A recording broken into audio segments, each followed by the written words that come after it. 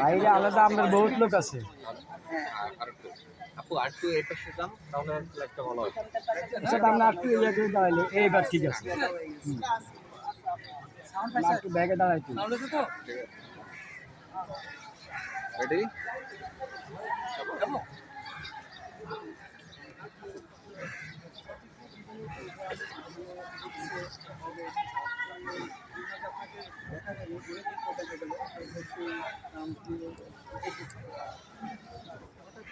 কি মনে করি আসলাম নির্বাচন সামনে সবার সাথে দেখা করার জন্য। না, আমি কোথাও নির্বাচন করছি না।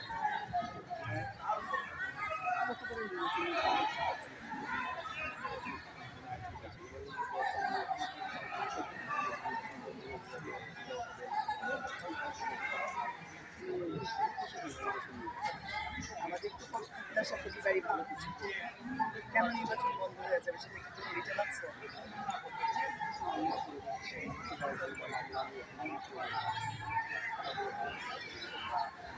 এখানে কি আছে এটা নিয়ে এত যুদ্ধ কেন? এত যুদ্ধ তো হওয়ার কথা না। তো মানে কেন এখানে কি যে মামলা করে এখন নির্বাচন বন্ধ করে দিতে হবে, নির্বাচন করে যে আছে তাকেই আসতে হবে, অন্য কেউ আসতে পারবে না কেন? কারণটা কি?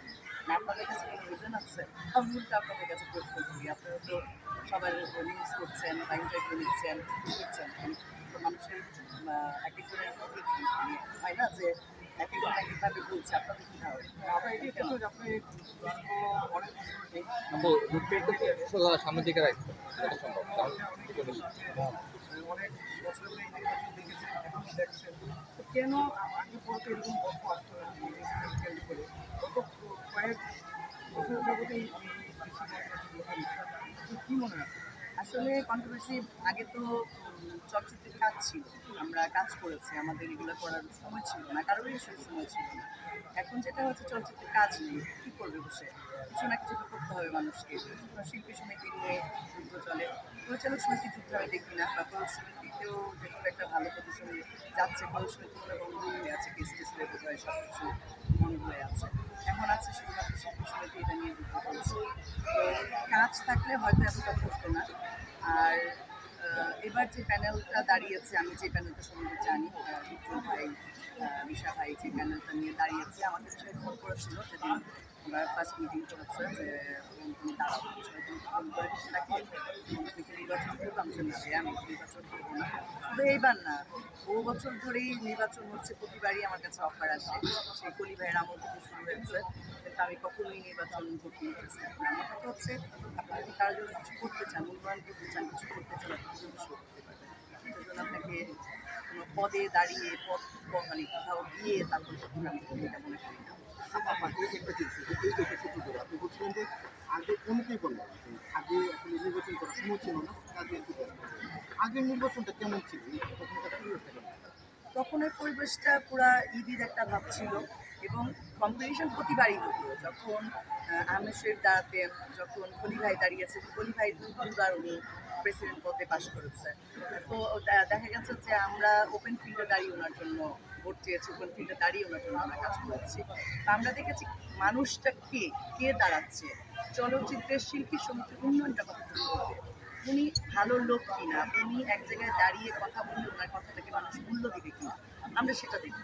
আসলে চলচ্চিত্র শিল্পী সমিতির তো ওরকম কোনো কাজ নেই, অ্যাক্টিভিটিস নেই। তারা চলচ্চিত্রের ভালো কিছু করতে পারবে না, খারাপও কিছু করতে পারবে না। হ্যাঁ, খারাপ করতে পারবে যে আলোচনা সমালোচনা করে, কী বলে, কিছু গসিপিং করে, কিছু রংচঙা গল্প ছড়িয়ে দিয়ে মানুষের কাছে পরিচিত করতে পারে। আদারওয়াইজ কিন্তু শিল্পী সমিতির কোনো কাজ নেই। শিল্পী সমিতি যারা গতবার অনেক কিছু বলে এসছে, এই করবো ওই করবো, 15টা ছবি করবো, 20টা ছবি করবো বা এই করবো, কিছুই কিন্তু করেনি। তাদের কিন্তু কোনো ক্ষমতা নেই চলচ্চিত্রে। হ্যাঁ, এখন কাঞ্চন ভাই প্রডিউসার ছিল, উনি হিরো প্লাস প্রডিউসার, উনি 5টা ছবি ডিক্লেয়ার দিতে পারতেন, করতে পারতেন, বাট করেনি।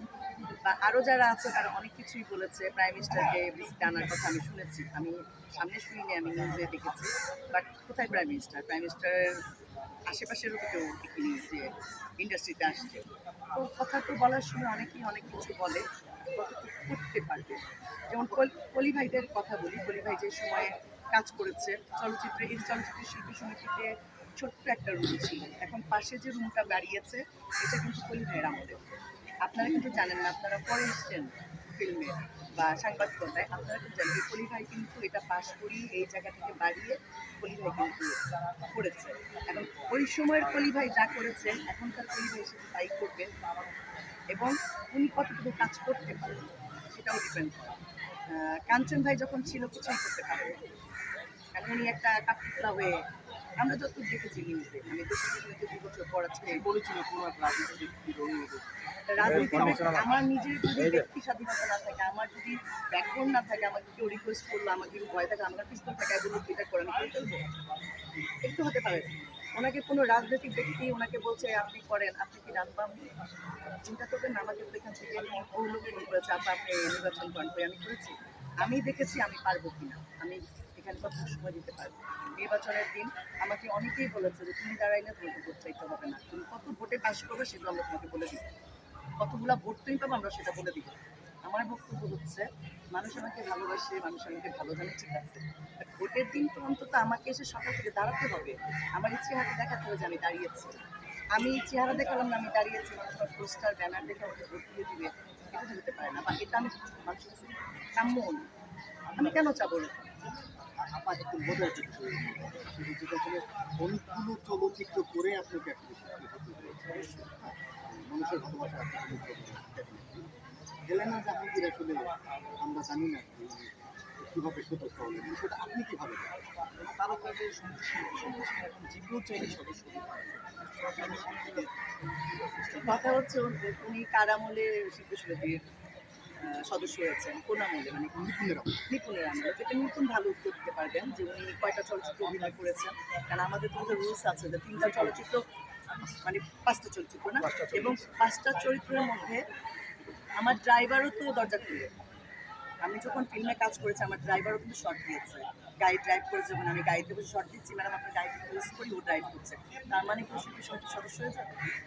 5টা চরিত্র অভিনয় করতে হবে এবং ক্যারেক্টার ওয়াইজ করতে হবে, ক্যারেক্টারটা এবং প্রমিনেন্ট থাকতে হবে, গুরুত্বপূর্ণ চরিত্র থাকতে হবে। তো হেলেনা জাহাঙ্গীর কয়টা ছবিতে অভিনয় করেছে আমি জানি না, যিনি ওনাকে চলচ্চিত্র শিল্পী সমিতির মেম্বার বানিয়েছেন উনি করতে পারেন। অফারটা কেমন লেগেছে যে ওনাকে যদি আপনারা বলতেন তাহলে আপনাকে ডাকছে চাকরি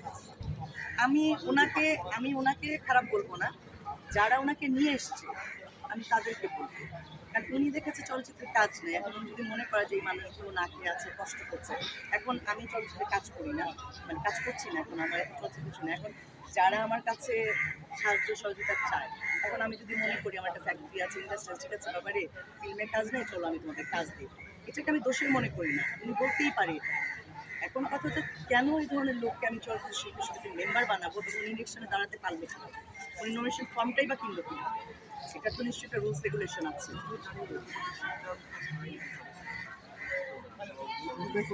এইটা কিভাবে আপনারা বলতে পারেন যে সদস্য ছাড়া, আপনারাও তো কি বলে সাংবাদিক সমিতির মেম্বার, আপনারা নির্বাচন করেন, আপনারাও তো রুলস রেগুলেশন আছে, রুলস রেগুলেশন ছাড়া কি কোথাও কিছু হতে পারে? হতে পারে না। তো এটা এই যে আপনারাই বা কি করেন, এই যে হলো তাহলে আপনি এটা প্রতিক্রিয়া কি? আপনি এটা আপনি কিভাবে বলেন? যারা আছেন নীতি যদি পরিবর্তন হয় বা তোয়াক্কা না আসে, মানে হ্যাঁ তাহলে কিছু কি আপনারা যারা আছেন তাহলে এই বিষয়ে আপনাদের কোনো ভূমিকা? এখন ভূমিকা আমি একা রাখলে তো হবে না, আপনাদের কি করতে হবে? একা রাখলে হবে না। আমি একটু আগে, আমি জানি না এটা আপনারা চালাবেন কিনা ইউটিউবে, আমি কিন্তু ইন্টারভিউ দিচ্ছি, আপনারা হ্যাঁ চ্যানেলে আপনারা কতটুকু চালাবেন আমি জানি না। একটু আগে আমার সাথে ফিরজাদা সাহেবের সাথে দেখা হয়েছে, তো আমি উনি এসে আমাকে সালাম দিলেন, তো আমি বললাম যে নিপুণের সাথে আমি খুব বাজেভাবে কথাটা বলেছি, রোজা মুখে, আমি রোজা, তো বাজেভাবে আমি বলেছি যে নিপুণের সাথে আপনার চুমাচুমি পর্ব শেষ হয়েছে, আমি কিন্তু এক্সাক্ট এই কথাটা ওনাকে জিজ্ঞেস করেছি। হ্যাঁ, এবং গত বছর নির্বাচনের সময় প্রত্যেকটা চ্যানেলে, প্রত্যেকটা ইউটিউব চ্যানেলে এই নিউজটা এসছে, নিপুণকে উনি চুমু দিতে চেয়েছেন এবং নিপুণ এর পরিপ্রেক্ষিতে ওনাকে থাপ্পড় মারতে চেয়েছেন। তো একটা লোকের কতটা ব্যাকবোনলেস হলে যে এই প্যানেল থেকে নিপুণের প্যানেল থেকে নির্বাচন করতে পারে। আমি ওনাকে সুন্দরভাবে বলেছি যে এটা আমার পার্সোনাল মতামত ফিরজাদা ভাই, যে আপনি স্বতন্ত্র দাঁড়াতেন তাও ভালো ছিল, যে আপনাকে এই ধরনের কথা বলেছে এবং বলে খুব মানহানিকর কথা বলেছে, উনি বললো উনি মাপ চেয়েছে, কার কাছে মাপ চেয়েছে? আপনার কাছে? আমরা তো শুনি ইউটিউবে মাপ চেয়েছে, চ্যানেলে মাপ চেয়েছে, সাংবাদিক সম্মেলন করে মাপ চেয়েছে, আপনার কাছে মাপ চাইলে আপনি এবং আপনার মতো একজন বিসিএস ক্যাডার, আপনি একজন সেক্রেটারি লেভেলের জব করেন, আপনার মতো একটা শিক্ষিত লোক, আপনি শিক্ষিত শুধু না, বিসিএস ক্যাডার শিক্ষিতর মানে একদম শিক্ষার অনেক উপর লেভেলের একজন বিসিএস ক্যাডার, তাই না? তো একজন ওরকম স্টুডেন্টই বিসিএস ক্যাডার হতে পারে। আমি মেধাবী, আমি যে বিসিএস ক্যাডার ইচ্ছা করলে হতে পারবো না, যার গুণ আছে সে হতে পারে। ওনার মতো লোক, ওনাকে এত কথা বলার পরে উনি গিয়ে এই প্যানেল থেকে হ্যাঁ উনি বললো যিনি মাপ চাইছেন, মাপ আপনার কাছে চাইছে, আমরা শুনি নাই। এবং আপনি আপনার নিজের যে সম্মানটুকু ছিল সেটা আপনি নষ্ট করেছেন, এবং আপনাকে তো মানুষ ভোট দিবে না, আমার মতামত এটা। কারণ আমার কাছে মনে হয়েছে আর 10 জনের কাছে মনে হবে যে এই লোক তো লোকের কথা কোনো মূল্য নেই। এগুলা করে তো চলচ্চিত্রকে অটোমেটিক ধ্বংস করেছে। আপনারা আমাকে ধ্বংস করবেন, যা কিছু লুকিয়ে আছে চলচ্চিত্র ধ্বংস করার জন্য। তারপরে এখন আর বিষয় যাই, তারপরে অনেক আগে থেকে জানি, আমরা যারা আপনাকে চিনি জানি বা যে সংবাদ অনেক শিক্ষিতের কাছে শুনি যে যারা মানে অসহায় বলেন, দুঃস্থ বলেন বা যাদের আয় এগুলো করে যায়, আপনি বড়রাই তাদের পাশে দাঁড়ান এবং ঈদ আসলে তাদের জন্য আপনি বেশ ভালো একটা বাজেট তাদের জন্য রাখেন। তো আপনি কোনো সত্য সেটা করে যান বরাবর, এবারও কি সেই ধারাবাহিকতা করে উদ্যোগ করতে? এবার আসলে আমি 8-10 বছর ধরে আমি চেষ্টা করি শিল্পীর। আমি বলবো না দুস্থ, আমি বলবো না গরিব, আমি বলবো না অসহায়, আমি শিল্পীদেরকে এত ছোট করে কথা বলবো না। তাদের হাতে আসলে কাজ নাই, তারা এখন নিরুপায়। তো আমি তো নর্মালি আমার বিয়ে টিয়ে হওয়ার পর, বাচ্চা হওয়ার পরে আমি চলচ্চিত্রে আসা মোটামুটি একদম আমার হয়েছিল। তো এক সময় চলচ্চিত্রে আমি 8-10 বছর, যখন সাকিব প্রেসিডেন্ট ছিল ওই সময়টার কথা আমি বলছি। তো তখন আমি একবার আমার খুব খারাপ লাগলো, এই হাহাকারটা আমার চোখে পড়লো। তখন থেকে আমি দেওয়া শুরু করেছি চলচ্চিত্রের শিল্পী যারা আছেন, যারা কাজ করছে না, যারা বেকার, তাদের জন্য আমি শুধু আমি চলচ্চিত্র শিল্পী না, শিল্পী সমিতিতে না, প্রোডাকশনের আছে, প্রোডাকশন বয় আছে, ক্যামেরাম্যান আছে, তারপরে লাইটের লোক আছে, সব সেক্টরে যেন আমাকে অনেকে বলে তুমি শিল্পী দেখি না, আমি শিল্পী হয়েছি ওভারঅল সবাইকে দিয়ে। একটা প্রোডাকশনের ছেলে, এখানে অনেকগুলো ছেলে দাঁড়িয়ে আছে যারা আমার জুতা টানছে, আসলে দেখো আপনাকে সবাই হ্যাঁ, যারা আমার পা ধুয়ে দিচ্ছে, আমি যখন কাদায় পা ঢুকছে আমার পাটা ওরা ধুয়েছে, আমার ছাতা ধরছে, রাত কেটে আমাকে খাওয়াচ্ছে, আমি শিল্পী কিন্তু আজকে সেখান থেকে হয়েছি। তো এরাও আমার কাছে ডিজার্ভ করে। লাইটম্যান, একটা লাইট ভালো করেছে বিধায় সুন্দর, তো সবাই স্ক্রিনের সুন্দরটা অনেক বড় একটা ব্যাপার। তো সবার জন্য আমার না হয় কি, আমি এই প্রথম টিভি ক্যামেরার সামনে কিন্তু আমি আমার এই দেয়াটা নিয়ে কথা বলছি। আপনি কখনো এটা প্রকাশ্যে বলেন নি, কিন্তু অনেক শিল্পীদের কাছ থেকে শুনতে আমি পেয়েছি কিন্তু বা জাহিদ ভাই কখনো বলতো আমি কিন্তু কখনো বলতে পছন্দ করি না। আমি গতকালকে জুম্মার দিন বিদায় ছিল, আমি নামাজ পড়ছিলাম, হুজুর একটা কথা বললেন, এতদিন আমরা ছোটবেলা থেকে জেনে আসছি যে এক হাতে দান করলে আমি সব জানি না জানি, আমার মার কাছে আমার জামাইও বলে, আমার হাজব্যান্ড ওই কথাটা বলেন, এটাই জেনে আসছি। হুজুর একটা কথা বললেন, দুইভাবে দান করা যায়। একটা হচ্ছে তুমি দান করবা, আরো 10 জন তোমাকে দেখে অনুপ্রাণিত হবে, এটা আমি জানতাম না। আমি জানতাম যে এক হাত দান করলে আরেক হাত যেন না জানে। তো হুজুর বললো দুইভাবে করা যায়, একটা দান করলে আরেক হাত যেন না জানে, ডিউ তোমার যেন প্রাউড না আসে। কথাটাকে ক্লিয়ার ভাবে হুজুরের কাছ থেকে আমি জানলাম। আর আরেকটা হচ্ছে তুমি যখন করবা, আশেপাশের লোক যাদের আছে তারা যেন তোমাকে দেখে অনুপ্রাণিত হয়। তার মানে এই না যে আমি যখন দিচ্ছি আমি ভিডিও করবো, আমি কম্বল দিচ্ছি, আমি খাওয়া দিচ্ছি, আমি সেটা করতে পারি না। হ্যাঁ, আমি কখনোই বলতে পছন্দ করি না, স্বাচ্ছন্দ্য বোধ করি না যে আমি কী করছি, আমি সবসময় নীরবে দিতে পছন্দ করি। এবারও আমার উদ্যোগ আছে। আমি আরেকটা কথা মাঝখানে বলি, গত 2 বছর আমি কিন্তু চলচ্চিত্রে আসিনি, এবং চলচ্চিত্র শিল্পীদের অভিমানটা কি না অভিমান না, 2 বছর। সবচেয়ে বড় কথা হলো যে আমার তো একটা দায়িত্ব আছে দেয়ার, আরেকটা দায়িত্ব হচ্ছে অমিত হাসান যখন সেক্রেটারি ছিল, অমিত কিন্তু আমাকে ফোন দিত, সাকিব ফোন দেয়নি, অমিত আমাকে ফোন দিত। অমিতের পরে জায়েদ খান পরপর 2বার ছিল। জায়েদ খান তো মানে মরিয়া ধরিয়া হয়ে একদম না দেওয়া পর যতক্ষণ পারলে পায়ে ধরবে, যে আমার সম্বন্ধে জানতে পারতাম। হ্যাঁ, যে মানে যতক্ষণ বলবা যে আপা দিবা, ওই না দেওয়া পর্যন্ত আপা তুমি 500 টাকা দাও, আপা তুমি 2000 টাকা দাও, মানে এমনভাবে ও চাইতো। 2000 টাকা তো দিবে না জানে ও, তো কারো কাছ থেকে পকেট থেকে বের করে নেওয়া কিন্তু একটা আর্ট, কারো কাছ থেকে চেয়ে খাওয়াটাও কিন্তু একটা আর্ট, তাই না? সবাই সব তো জানে না। তো আমি 2 বছর রোজার মধ্যে দেশের বাইরে ছিলাম, আমার বাচ্চাদের স্কুল বন্ধ ছিল, রোজাটা আমার বাইরে কাটানো হয়েছে। আরেকটা জিনিস হচ্ছে 2 বছর ধরে চলচ্চিত্রে যারা ছিলেন শিল্পী সমিতিতে, তারা আমার কাছে মনে হয়েছে তারা স্বয়ংসম্পূর্ণ। তাদের অন্যের আর্থিক সহযোগিতা দরকার হয়নি, ফোন দেওয়ার দরকার নাই। তারা যেভাবে কমিটমেন্ট করে চলচ্চিত্রে এসছে, তারা স্বয়ংসম্পূর্ণ। তারা চলচ্চিত্রের শিল্পীদেরকে এত দিয়েছে, আমার মনে হয় যে তারা ভরপেট ছিল 2 বছর, তাদের প্রয়োজন হয় নাই। আমি বোঝাতে পেরেছি?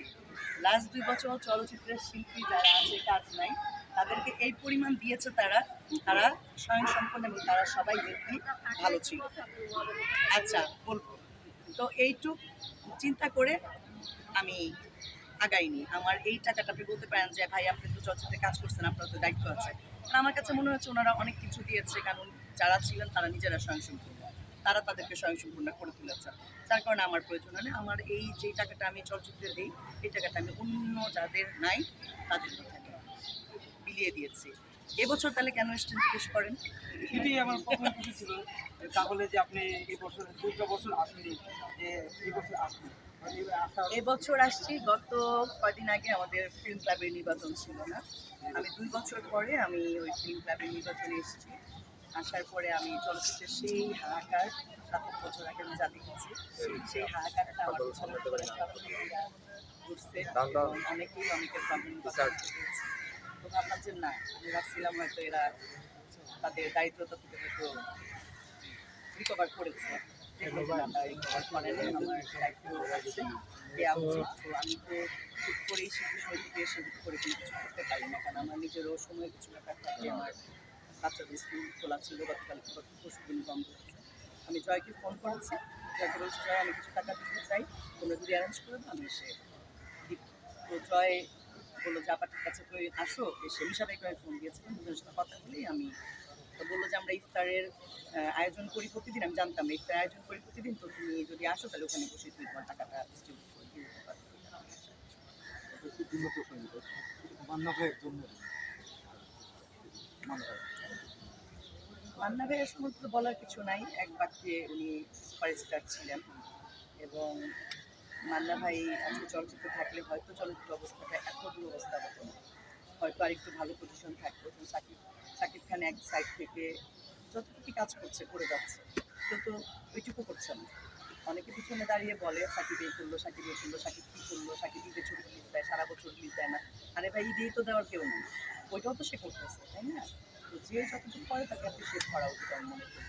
তো সাকিব এক সাইডে ছিল, মান্না ভাই যদি বেঁচে থাকতো, মান্না ভাই তো মরার যদিও কোনো বয়স নাই, তারপরেও মানে বলতে হয় যে মরার মতো বুড়া উনি হয়ে যায়নি যে ওই বয়সে উনি মরে যাবেন। মান্না ভাই অসম্ভব একজন ভালো মানুষ ছিলেন।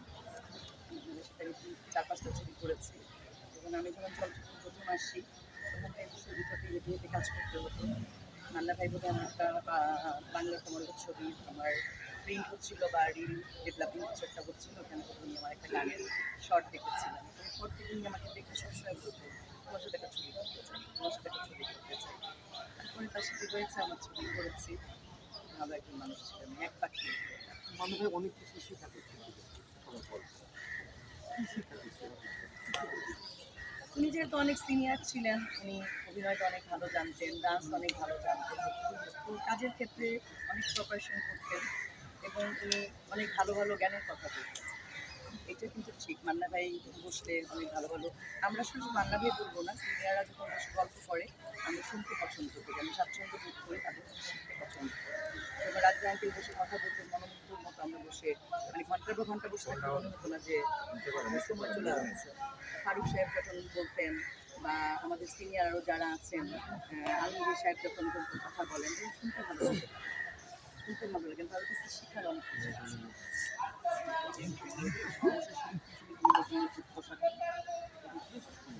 সর্বশেষ শিল্পী সমিতি নির্বাচন নিয়ে নির্বাচনটা সুষ্ঠুভাবে সুন্দরভাবেই হোক, কোনোরকম কারচুপি যেন না হয়।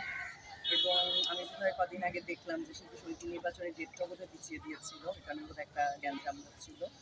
যারা এটার দায়িত্বে আছেন নির্বাচন কমিশনে বা যারা আছেন, তারাও সুষ্ঠুভাবে অনেস্টভাবে দায়িত্বটা পালন করবেন আমি আশা করি। গতবার যেটা হয়েছে, যারা ছিলেন তারা ডিসঅনেস্টি করেছেন, এই ডিসঅনেস্টি যেন না হয়।